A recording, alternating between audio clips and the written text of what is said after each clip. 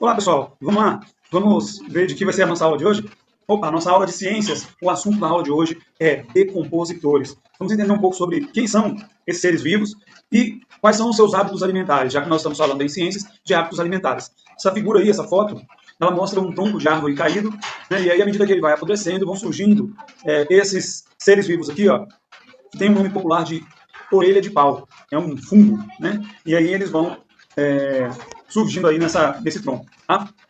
Então vamos entender sobre decompositores, mas antes, para a gente poder entender sobre os decompositores, nós precisamos relembrar alguns conceitos que nós estamos vendo aí nas últimas aulas de ciências. O primeiro deles é os hábitos alimentares dos seres vivos. Então nós temos aí as plantas, né? E a gente viu que as plantas são poucos, né, alguns dos poucos seres vivos do planeta que conseguem produzir o seu próprio alimento através de um processo chamado fotossíntese. O que consiste a fotossíntese? Fotossíntese consiste em você, em a planta, pegar um elemento que não é orgânico, ou seja, não é vivo, e transformar em alimento para ela, em alguma coisa que seja vivo, ou seja, seja orgânico, né? Vivo não, orgânico.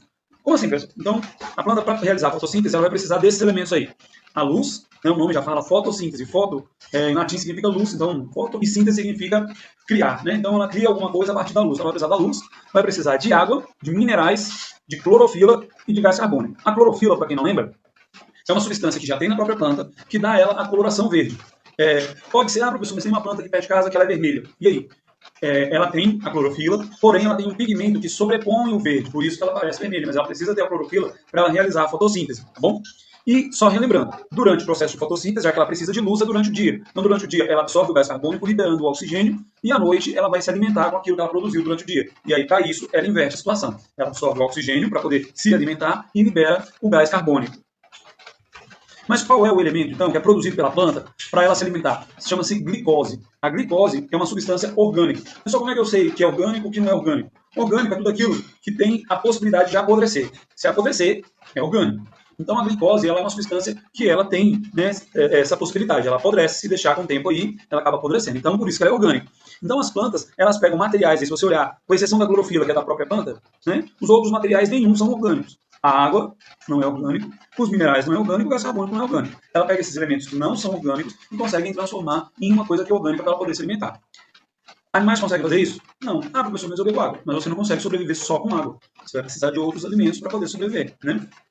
Então, por essa razão, por ela produzir o seu alimento, ela é chamada, entre os seus hábitos alimentares, de produtor. Então, as plantas são os produtores, uma vez que ela realiza a fotossíntese. Vamos ver, então, a alimentação dos animais. Já os animais, eles não conseguem realizar a fotossíntese, não produzem o seu alimento a partir de uma matéria que não seja orgânica. Eles precisam comer algo que seja orgânico, ou seja, eles se alimentam de outros seres vivos ou de parte desses seres vivos. Como assim parte? Quando você come uma manga, por exemplo, você não comeu toda a árvore, né? Você comeu apenas uma parte da árvore, que é a manga. Quando você comeu maçã, você também comeu uma parte da mesma forma, quando você come um bife, né? Você não se alimentou do boi inteiro, uma parte dele. Alguns seres acabam se alimentando na sua totalidade. Vamos dar um exemplo aí, o sapo, por exemplo. Quando ele come uma mosca, ele come a mosca toda, né? Então, pode ser que se alimente de um ser vivo completamente, não pode ser que se alimente apenas de partes desse ser vivo. Mas ele precisa comer algo que seja orgânico. Não é como a planta, que não precisa do orgânico. Por isso, é que eles precisam de outros seres vivos para se alimentar. Dessa forma, a gente tem, então, a classificação. Em herbívoros, aqueles que só se alimentam de plantas. Em carnívoros, aqueles que só se alimentam de carnes. E em onívoros, aqueles que se alimentam tanto de carne quanto de planta. Por esses dias nós tivemos aí algumas discussões sobre herbívoro, vegetariano, vegano, né? Então, olha só, o ser humano, ele, segundo a sua fisiologia, ele é um ser vivo onívoro. Ele nasceu para se alimentar tanto de carne quanto de plantas, né? Entretanto, algumas pessoas preferem não se alimentar de carne por diversas razões, algumas porque querem defender os animais, outras porque acreditam que a carne pode fazer mal ao organismo, e aí existe uma série de situações, né, que podem levar uma pessoa a se alimentar de forma vegetariana. E aí a pergunta é, um vegetariano é um herbívoro? Então, quando a gente classifica, nós classificamos a espécie, nós não classificamos um único ser, né? Então, o que acontece? A espécie humana é onívora.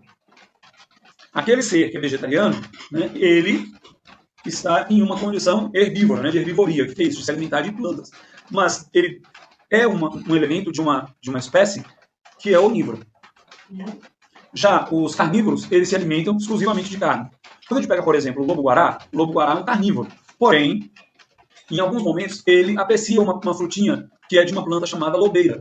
Então, por essa razão, ele é classificado como onívoro. E o meu cachorro na minha casa? O seu cachorro, ele é naturalmente carnívoro. Porém, à medida que os cachorros eles foram domesticados, nós passamos a interferir nos seus hábitos alimentares, e aí eles passaram a se tornar onívoros. Dessa forma, os animais são chamados de consumidores. Professor, mas lá no livro tinha um tal de detritívoro. Por que não está aí? No finalzinho dessa aula, a gente vai falar um pouco mais sobre os detritívoros, ok? Então vamos agora falar de decompositores. Quem são esses caras? Né? Então, decompositores é um conjunto de seres vivos, né, que se alimentam de matéria orgânica. Por exemplo, todos os animais, sejam carnívoros ou sejam herbívoros, eles também se alimentam de matéria orgânica. Porém, os decompositores, para que eles possam se alimentar, eles precisam fazer com que essa matéria orgânica passe por uma transformação. Essa transformação a gente chama de decomposição. Ou, quando você está lá na sua casa e a sua mãe abre, por exemplo, sei lá, um iogurte, aí ela tira assim, está podre. Esse podre quer dizer que ele está se decompondo. Então, a decomposição é um apodrecimento. Esse apodrecimento, ele acontece em função desses seres vivos que nós vamos falar agora, ok? Então, imagine aí, ó, quando a gente falou de matéria orgânica são matérias que têm origem de um ser vivo. Então, o tomate, por exemplo, ele é orgânico porque ele veio do tomateiro, que é uma árvore que é um ser vivo. Nós vamos pegar três vegetais e vamos observar a atuação dos decompositores nesses vegetais. É um pedaço de tomate, uma banana e uma maçã. Essa experiência aí consistiu em deixar esses elementos, né, por um longo tempo, né, exposto ao ar livre, com uma câmera para poder verificar o que acontece. Claro que esse processo aqui está extremamente acelerado, foram dias, mas a gente vai ver o que vai acontecer.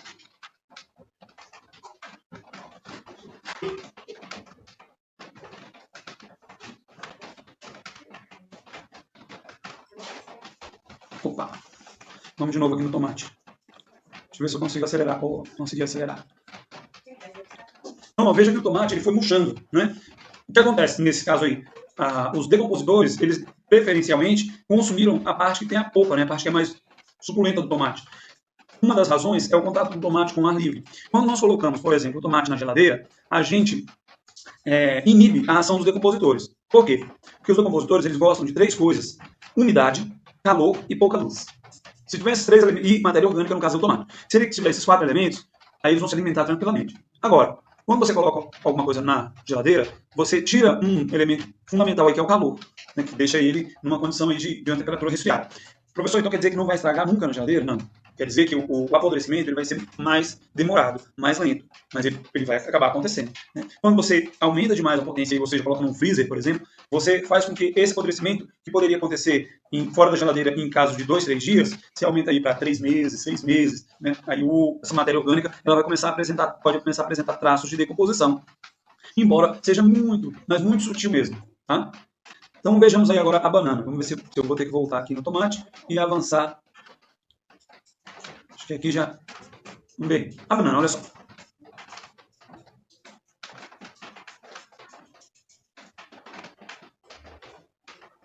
Então, já viu uma banana dessa aí na sua casa, na fruteira, né? Ela fica desse jeito aí, ó. Se ela demorar muito para ser consumida, né? Ela fica dessa forma aí. Isso não quer dizer que a banana ainda não está podre nessa situação aí, tá? Mas ela está começando um processo de apodrecimento. Ainda demoraria mais alguns dias, mas como a parte do impacto mesmo seria em ver, né, a transformação aí na casca, então mostramos aí a parte da banana. Agora, deixa eu mostrar a da maçã, é incrível. Olha só a da maçã.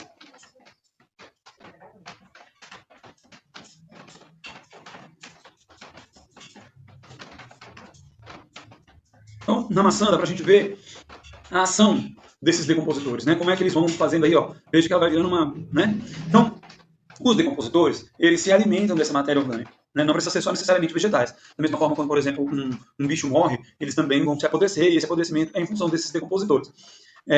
Os decompositores, eles fazem duas coisas importantes nessa situação aí. Daqui a pouco a gente vai falar da importância deles, e eu explico essas ações. Vamos só saber quem são os decompositores? Então, olha, os decompositores, eles são os fungos e as bactérias. Ah, professor, bactéria, aquele bichinho que causa doença e tal. Exatamente. Quando a bactéria ela começa a causar doença no seu corpo, significa que ela está se alimentando do seu corpo. Como o seu corpo está vivo, ele vai demonstrar para você isso em forma de dor, né, em forma de um certo incômodo. Então, você vai acabar tendo que entrar com uma ação para poder eliminar essas bactérias. O remédio usado para matar as bactérias são os antibióticos, né? Anti significa contra e biótico, vida. Então, vai contra alguma coisa que está viva dentro de você, né, que está te causando mal. Ok? E qual a importância dos decompositores? Eles só ficam estragando as coisas, estragam a comida. Não vejo utilidade dos decompositores, né? Então, vamos ver aí, ó. A importância dos decompositores. Uma é na limpeza do planeta, né? Então, os decompositores, imagine que se não existissem os decompositores, o nosso planeta ia viver todo cheio de restos de seres vivos, né? Então, o que acontece? Os decompositores, eles fazem uma limpeza, eles tiram essas carcaças de seres vegetais e animais que acabaram perecendo, acabaram morrendo. Então, nós temos um exemplo aí, ó, de algumas maçãs próximo a uma macieira.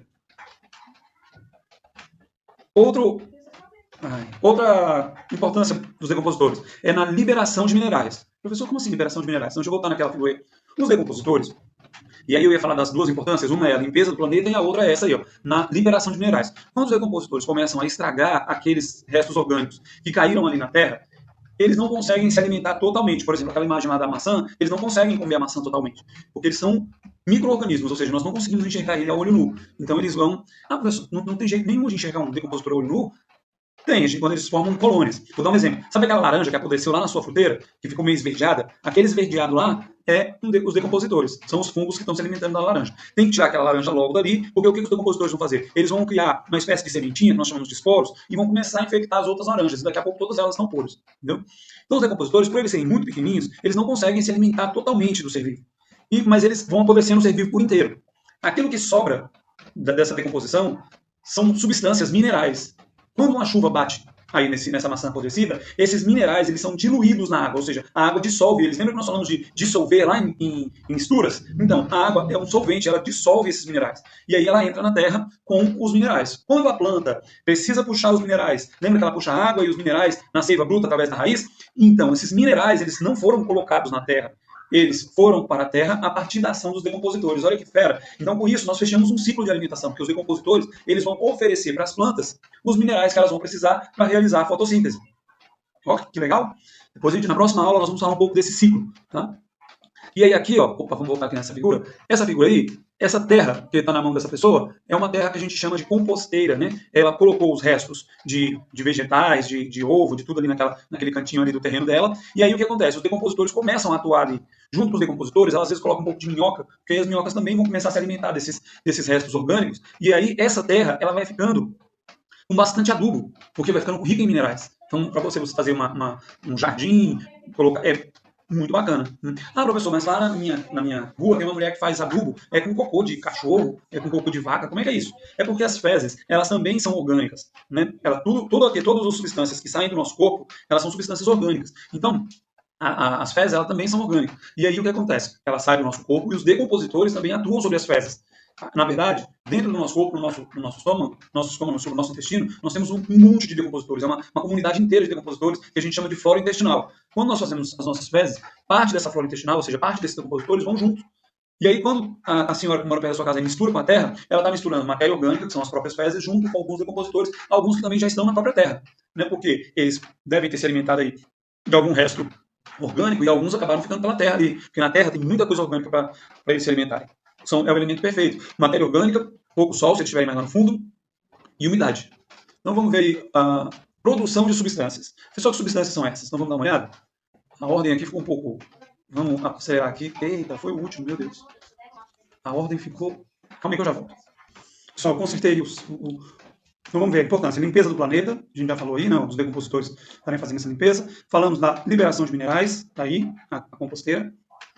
E aí nós falamos de produção de substâncias. Quais substâncias são essas? Então, estava faltando em medicamento. Medicamentos. Só como assim? Então, a gente viu que os decompositores são fungos e bactérias. Onde tem um, não tem o outro, porque eles são rivais. E às vezes, até as próprias bactérias. Quando tem uma determinada espécie, outra espécie não consegue chegar. Então, o homem descobriu isso. E aí o que ele fez? Ele usa as substâncias produzidas entre eles para poder combater o outro. Então, exemplo. Nós temos aí esse remédio, esse medicamento se chama penicilina. Ele foi o primeiro antibiótico a ser produzido no mundo. E ele salvou muitas vidas mesmo. Né? Então, ele é o resultado de um fungo. Então, vamos ver aí outros elementos aí. Cosméticos. Professor, cosméticos? Como assim? Essas coisas, maquiagem, essas coisas, também faz com isso? Sim, sim. Olha só, nós temos aí esse exemplo desse cosmético aqui, que é um cosmético anti-rugas. Né? E ele é feito a partir de uma substância criada por uma bactéria. Uma curiosidade interessante, a acetona que você passa para tirar o esmalte, né? As mulheres passam para tirar o esmalte, elas também são frutos de uma substância feita por bactérias. Alimentação. Alimentação, sim. Vamos começar pelos decompositores. Lembra que eu falei que é os detritívoros? Lembra que eu falei que ia voltar neles? Tá aí um urubu. Urubu é o quê? O detritívoros. Né? Ele se alimenta do quê? De carne apodrecida. Então, para que ele possa comer, os decompositores eles precisam começar o trabalho deles.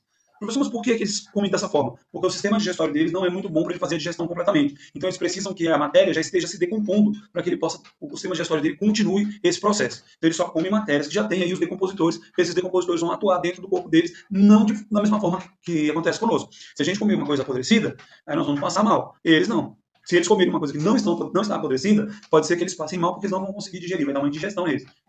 Então, olha só. Mas é só os detritívoros que fazem isso, né? Não, a gente também. Quer ver? Olha só, esses produtos todos aí fazem parte da nossa alimentação. Então, esse aqui é o champignon, que é usado para fazer estrogonofe. É um cogumelo, todos os cogumelos são decompositores.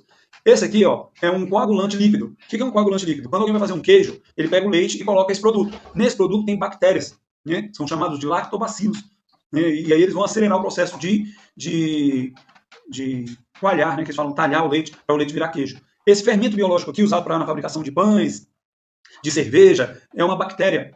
Aqui nós temos a foto dos lactobacilos, que são bactérias. Quer dizer, professor, que no leite fermentado, tipo o Yakult, tem essas bactérias? Tem. Ué, mas isso não vai fazer mal para mim? Não, nem toda bactéria é ruim. Na verdade, a maioria das bactérias são boas. Só que a gente só dá ênfase mais àquelas que nos fazem mal. E esse último elemento aqui, ó, quem é que não gosta de um chocolate? Esse aqui é uma trufa, tá? A trufa nada mais é do que um fungo, tá? Então, quando você come um chocolate trufado, quer dizer que ele vem com um fungozinho aí junto, tá? Mas não faz mal. Então, pessoal, essa foi a nossa aula de ciências sobre os decompositores. E aí, na próxima aula, a gente vai verificar melhor como é que fecha esse ciclo de alimentação entre os seres vivos. Ok?